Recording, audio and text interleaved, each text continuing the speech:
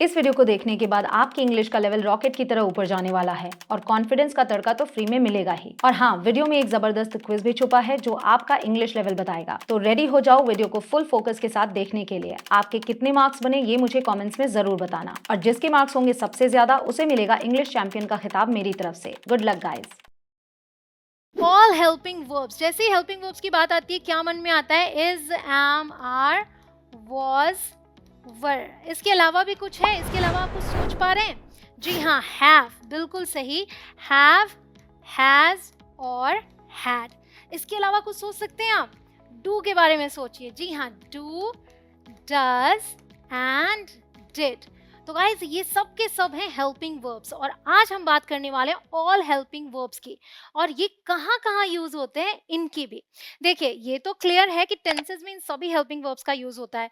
उसके अलावा विल का भी यूज होता है, बट विल जो है ना, ये मोडल वर्ब्स की कैटेगरी में आता है। ठीक है, मोडल वर्ब्स की कैटेगरी में आता है, और मोडल वर्ब्स खुद हेल्पिंग वर्ब्स की कैटेगरी में आते हैं, बट हम उन पर अलग से चर्चा करने वाले हैं। पहले हम हेल्पिंग वर्ब्स को समझते हैं। हेल्पिंग वर्ब्स को ही ऑक्सिलरी वर्ब भी बोला जाता है। अगर हम इनको कैटेगराइज कर लें, मतलब ये समझे कि भाई ऐसे इकट्ठे बहुत ज्यादा लग रहे हैं ना, ढेर सारे, तो हम इनको शॉर्ट कर लेते हैं इस तरीके से। वर्ब बी में इज, एम, आर, वॉज, वर आते हैं। वर्ब हैव के अंदर हैव, हैज, हैड आते हैं। वर्ब डू के अंदर डू, डज, डिड आते हैं। क्लियर? तो अगर हेल्पिंग वर्ब्स की बात करें तो तीन तरीके के हेल्पिंग वर्ब्स होते हैं, इन्हें प्राइमरी हेल्पिंग वर्ब्स भी बोला जाता है। गाइस, टेंसेस के अलावा ये कहाँ कहाँ यूज होते हैं ये समझना बहुत जरूरी है, क्योंकि पैसिव में भी इनका यूज होता है। आपने एक सेंटेंस ये सुना होगा, आई एम टू गो। इसका मतलब होता है मुझे जाना है। आई हैव टू गो का भी मतलब वही है, but I am to go का मतलब है मुझे जाना है। और एकदम अगर अंदर जाके समझने की कोशिश करें कि कब इसको यूज करना है, वो मैं आपको बताऊंगी। उसके लिए आपको वीडियो में एंड तक बने रहना होगा, ताकि आप सभी हेल्पिंग वर्ब्स के सभी यूजेस समझ पाएं। तो आज हम ओवरऑल क्या बात करने वाले हैं कि ये सभी हेल्पिंग वर्ब्स कहाँ कहाँ यूज होते हैं। Guys, my name is Kanchan, you are watching on English Connection. Let's begin.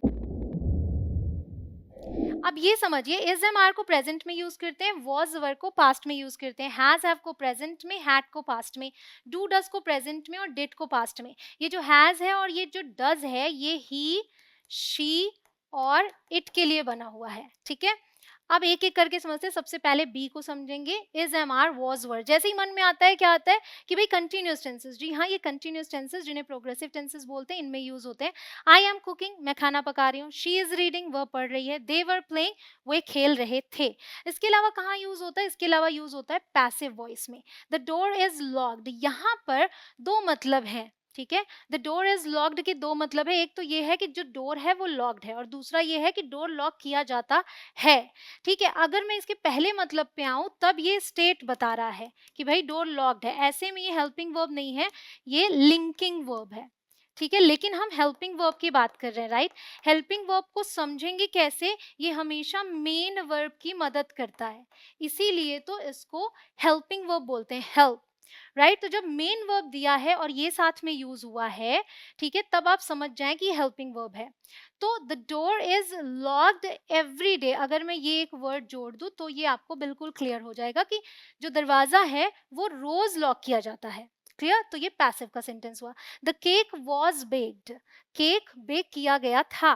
The road is being repaired, अभी प्रेजेंट में जो सड़क है वो रिपेयर की जा रही है। The house was being painted, जो घर है वो पेंट किया जा रहा था। ये पैसिव के सेंटेंसेस है। अगर आपको कोई भी डाउट है गाइस, तो अभी रिसेंटली मैंने ये वीडियो बनाई, इसे देखने के लिए आप वहां आई बटन पर क्लिक कर सकते हैं। कोई भी डाउट नहीं रह जाएगा इस वीडियो को देखने के बाद। ठीक है, आगे बढ़ते हैं।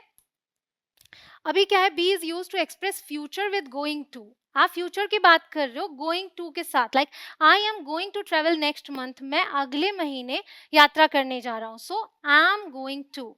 दे are going to watch a movie, वे मूवी देखने जा रहे हैं या देखने वाले हैं, ऐसे भी बोलते हैं। Now be is use followed by the infinitive, मतलब टू, इसके बाद टू आएगा to indicate a plan, arrangement और अग्रीमेंट।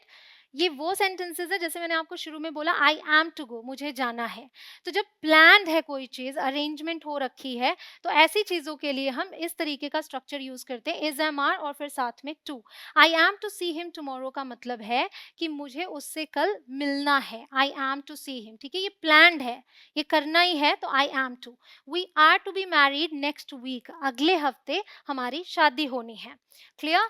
अब देखिए, be is use to denote command, मतलब ऑर्डर, ठीक है, ऑर्डर देना है तो आप इसे यूज करते हैं। You are to write your name at the top of each sheet of paper, मतलब सभी शीट पर, पेपर के सभी शीट पर टॉप पर तुम्हें अपना नाम लिखना है, ऑर्डर है ये। Father says you are to go to market at once, मतलब पिताजी क्या कहते हैं कि तुम्हें अभी तुरंत मार्केट जाना है। क्लियर? अब हम आ जाते हैं हैव पे, लेकिन उससे पहले मैं आपसे रिक्वेस्ट करूंगी, अगर आपको वीडियो पसंद आ रही है तो वीडियो को लाइक जरूर करें। चैनल पर नए हो, अभी तक सब्सक्राइब ना किया हो तो सब्सक्राइब करके बेल आइकॉन को प्रेस करें ताकि आप एक भी वीडियो मिस ना करें। हैव में देखिए 3 है, हैज, हैव, हैड, ठीक, इन्हें समझेंगे। जैसे ही हैव की बात आती है क्या दिमाग में आता है? Perfect tenses. जी हाँ, परफेक्ट टेंसेस में क्या है? हम हैज, हैव, हैड यूज करते हैं और मेन वर्ब की third form. So she has visited Paris, ठीक है, वो पेरिस गई है। दे, गई है का मतलब ये है कि जा चुकी है, ठीक है। They have finished their work, वे अपना काम खत्म कर चुके हैं। They had left before the party ended, party खत्म होने से पहले वे जा चुके थे। We will have arrived by noon, हम दोपहर तक आ जाएंगे, आ चुके होंगे। Okay okay? फिर हमारे पास ये वाला सेक्शन जिसमें क्या कह रहा है? Used, have is used to form perfect continuous tenses, जिसमें हम बिन लगा देते हैं बस। He has been waiting since 1 o'clock, वह 1 बजे से इंतजार कर रहा है। You had been working for an hour, तुम 1 घंटे से काम कर रहे थे। They will have been travelling for 2 days, वे 2 दिनों से यात्रा कर रहे होंगे, ठीक है, फ्यूचर की बात है। अब हम आते हैं यहाँ पे, have is used with the infinitive to indicate obligation. Obligation का मतलब हो गया कि आपको फोर्स किया जा रहा है वो करने के लिए। तो जैसे ड्यूटी की बात करें तो भी आप इसे यूज करते हैं। पढ़ा वाला सेंस आता है, पढ़ता है, पढ़ा। I have to be there by 6 o'clock, मुझे वहां 6 बजे तक पहुंचना है या होना है वहां पे। He had to move the furniture by himself, उसे अकेले फर्नीचर को मूव करना पड़ा। He had to. Okay. In negatives and questions, have to and had to are used with do, does, did. आप देखिए they have to go आप positive में बोलेंगे, बट जब इसका नेगेटिव बनाएंगे तो आपको don't का सारा लेना होगा। They don't have to go। Question में do they have to go, यहाँ she has to go, लेकिन जब नेगेटिव इंट्रोगेटिव बनाएंगे तो does की मदद लेंगे, क्योंकि ये she है तो हम has नहीं यूज करेंगे, have यूज करेंगे। She doesn't have to go, does she have to go। अगर आपको have और have got को लेकर कंफ्यूजन है तो उसके लिए भी मैंने ये वीडियो बनाई है, इसे देखने के लिए आप वहां आई बटन पर क्लिक कर सकते हैं और देख सकते हैं। गाइस, बहुत ही इंपॉर्टेंट है ये समझना कि हैव और हैव गॉट के बीच में क्या फर्क है। फिर यहाँ आते हैं, he had to go positive है, he didn't have to go past में हम डिड का यूज करेंगे। Did he have to go, ऐसे कर लेंगे। क्लियर? चलिए, use to form causative sentences. Causative sentences का क्या मतलब होता है? जहां पर आप किसी और से कोई काम करवाते हैं। I have my hair cut, अगर मैं बोलूँ I cut my hair, that means कि मैं अपने बाल खुद से काटती हूँ, but I have my hair cut मतलब मैं मेरे बाल कटवाती हूँ, कोई और करता है मेरे लिए। तो यहाँ पर हम हैव का यूज करते हैं। She had her car washed, उसने अपनी कार वॉश कराई। यहाँ क्या है? आई have my assistant send you the details, मैं मेरे असिस्टेंट से आपको डिटेल्स सेंड करा दूंगी। ओके ओके, आई हैव, करा दूंगी। फिर आ जाते हैं डू पे। सो डू के जो फॉर्म्स हैं, do, does, did. By the way guys, अगर आपको ऐसी वीडियोस और चाहिए तो एक तरीका है, आप कमेंट सेक्शन में लिख सकते हैं दिल मांगे मोर, फिर मैं ऐसी वीडियोस और लेकर आऊंगी आपके लिए। अब यहाँ आते हैं, do is use to form negative statements and questions in the present simple and past simple. ये तो आपको पता ही है कि प्रेजेंट सिंपल और पास्ट सिंपल में हम जब अफर्मेटिव सेंटेंसेस बनाते हैं तो हम सिंपली मेन वर्ब यूज करते हैं। अगर हम प्रेजेंट का बनाते हैं तो उसमें एस या ईएस ऐड कर देते हैं, डिपेंडिंग ऑन द सब्जेक्ट, कि सब्जेक्ट क्या है उस पर डिपेंड करता है।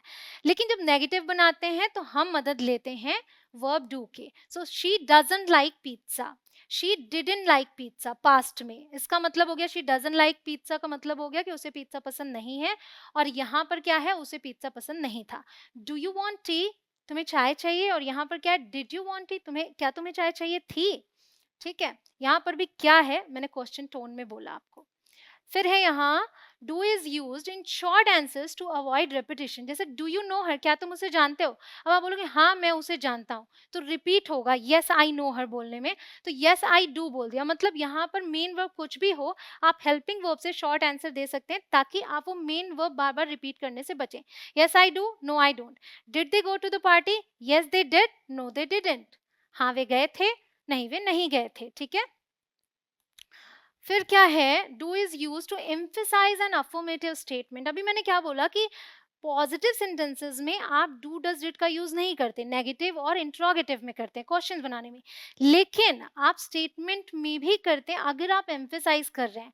मतलब अगर मैं बोल रहा हूँ आई अंडरस्टैंड, मतलब मैं समझती हूँ, और मान लीजिए मुझसे कोई कहता है कि नहीं तुम नहीं समझती, तो मैं फिर क्या बोलूँ, नहीं मैं समझती हूँ, ऐसे थोड़ा सा एम्फेसाइज करूंगी। तो इंग्लिश में उसके लिए हम डू की मदद लेते हैं। मैं क्या बोल रहा हूँ, आई डू अंडरस्टैंड, मैं समझती हूँ, I do understand the problem you are facing, ठीक है। इसी तरीके से यहाँ देखिए, शी डज लाइक मैंगोज, भले ही वो कह रही है कि नहीं पसंद है, फिर भी शी डज लाइक मैंगोज, उसे मैंगोज पसंद हैं, ये वाला सेंस है, तब आप इसका यूज करते हैं।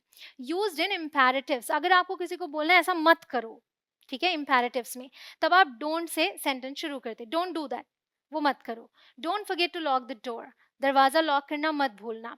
अब जो यहाँ पर आप देख रहे हो, do come over, come over का मतलब होता है कि आप किसी को अपने घर पर आमंत्रित कर रहे हो, तो अगर मैं बोलती हूँ कम ओवर मतलब घर पर आइए, और अगर मैंने बोल दिया डू कम ओवर, इसका मतलब हो गया प्लीज कम ओवर, ठीक है। प्लीज एक तरीके से रिक्वेस्ट हो गया, तो जब आप डू लगा देते हो तो ये पोलाइट रिक्वेस्ट बन जाता है। वैसे हम इम्पेरेटिव यूज करते हैं ऑर्डर के लिए, डू लगाया पोलाइट हो गया, रिक्वेस्ट हो गया। आप जैसे बोलते हो ना जरूर आना, प्लीज आना, तो आप बोलोगे डू कम ओवर। तो ऐसे सेंटेंसेस में आप इसे यूज करते हैं। अब बारी है क्विज की। क्विज अटेम्प्ट करने के लिए वीडियो के नीचे डिस्क्रिप्शन में जाएं और दिए गए लिंक पर क्लिक करें, और हाँ, अपने मार्क्स शेयर जरूर करना। जाते जाते एक लाइक भी कर देना।